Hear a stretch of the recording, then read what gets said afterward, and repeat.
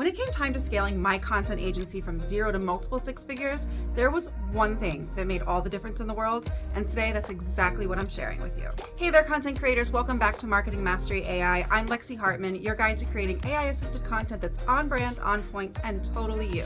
I'm giving you all the tips to mastering marketing using this thing called artificial intelligence. If you're a marketer, a freelancer, or a creator of any kind, and you're curious how to use AI to scale your service offerings and grow your business, you're my people. Make sure to hit that subscribe button and turn on those notifications to make sure you don't miss a thing. Now, if you're already a member of Marketing Mastery AI Daily, my daily email digest, then you're one step ahead of the rest of our friends here because we talked about this just a day or two ago. As a marketing professional, using AI in my agency brings with it some extra challenges.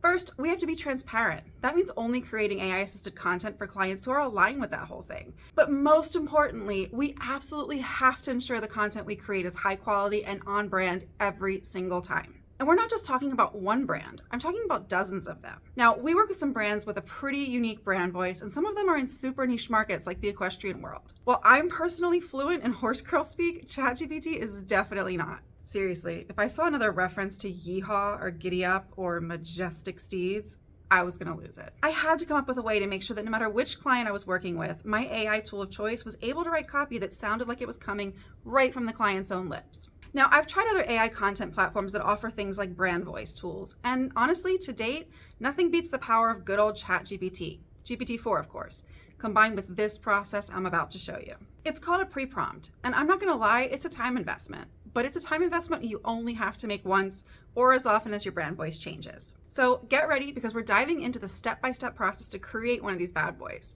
I'll show you the essential steps to take, and then I'll show you exactly how to use it when it's time to start planning and creating content for the brand you're working on. Now, before we dive in and start prompting our AI tool, let's make sure we have a few things. First, you need to have a thorough understanding of the brand you're working with. That means its name, obviously, and a full list of the services or products it offers. You need to be able to tell your AI content tool what the heck the brand does, right? Now, you can either write this all down ahead of time, or if your brand has a solid website with content that represents it well, you can pull it right from there. Now, in my example today, the brand's website did not have a ton of content on it. Did I mention this was one of my brands? Yeah, you'd think as a content pro I wouldn't have that problem, yet here we are.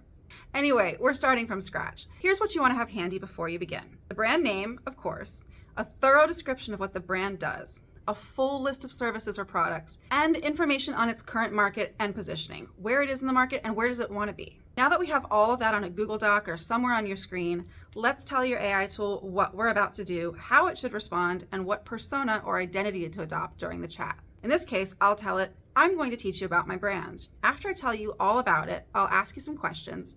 Throughout this process, please respond as an expert marketing strategist. Are you ready? After it confirms it's ready, I'll paste in the summary of my brand that I already prepared or the website content, maybe the homepage content, for example, if your brand has a strong web copy game. Mine doesn't. I'm not going to read all of this to you, but I'll leave a link in the description of the transcript of this exact chat session so you can see exactly how this all played out. Now, this is important. Before I submit this copy, I'm going to give it a prompt because otherwise it will just start rattling stuff off. I'm going to tell it, what can you tell me about my business so far? Remember, respond as a marketing strategy expert. It'll then proceed to tell you what it knows based on what you've given it, and this is where the fun begins. If you notice any red flags in its response, like it assumes something that isn't accurate about your brand or your industry, now is the time to correct it. You'll respond with something like, most of that looked good, but XYZ isn't quite accurate. Then you'll tell it what is accurate and ask it to summarize again. Rinse and repeat that process until it gives you an error-free, accurate summary of the business. Next, we're going to start asking it questions about your business and correcting its understanding. In this case, because my brand is super niche, I'm asking it what it knows about the hunter-jumper community and something called the A circuit. Drop a horse emoji in the comments if you know what that is. In my example, ChatGPT was actually surprisingly accurate. Though the actual names of the different classifications of competitions have changed in recent years, I'm not too worried about correcting that at this point. It's clear it learned about my industry from a reliable, albeit slightly outdated source. Next, I'm going to ask it what it can tell me about the geographic areas my brand focuses on, which in my case are very specific. Now, important to note here, you do not need to ask these exact questions. If the location of your brand doesn't impact its identity and audience all that much, then you can skip this or ask completely different questions. The point here is to ensure it knows your industry and the world your industry operates in. ChatGPT did a surprisingly good job here. I only had to correct it on one thing, really. Next, I asked it to give me a few personas who could be part of my target audience.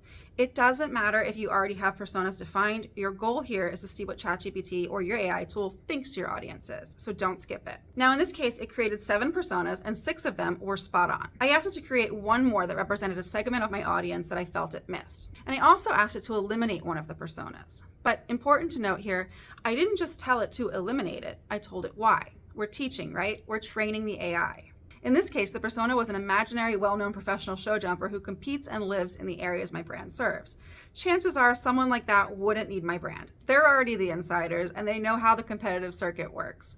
They have their preferred vendors and their favorite destinations. They don't need me. After I was happy with the personas it created, I asked it to tell me everything it knows about my brand so far.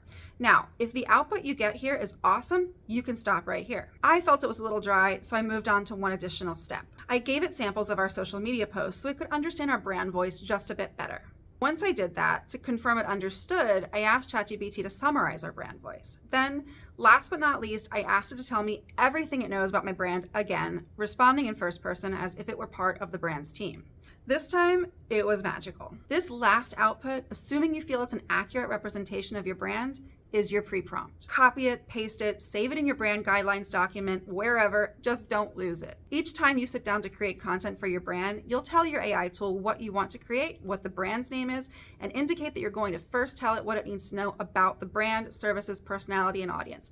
Then you'll paste in your pre-prompt, followed by your audience summary and a few content samples that represent the type of content you want to create. And bam, that's it.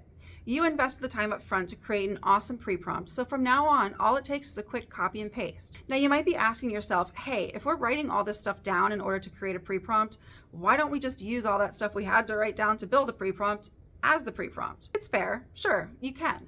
But I've done this a lot and I found that it makes a huge difference to follow this process because it gets the language model fully immersed in your business so it can pull out the things it needs to know the next time you create content. But don't take my word for it. Give it a try both ways and see what works for you. Better yet, let me know how it goes in the comments. All right, folks, that's it for today. I hope you found this helpful. This is truly one of the most fundamental tools you can have in your AI toolbox if you're a professional content creator or if you just want to make better content for your own brand. Remember, check out the links in the description so you can see this in action and get a handy recipe card that breaks down the whole process. Next time, we'll be talking about how to use a similar process to create what we call an end user avatar to use in conjunction with this pre-prompt to create content targeted at very specific segments of your audience. It's an amazing tool, so again, don't forget to hit subscribe and turn on notifications so you don't miss it. Until next time, I'm Lexi Hartman with Marketing Mastery AI. Thanks for stopping by.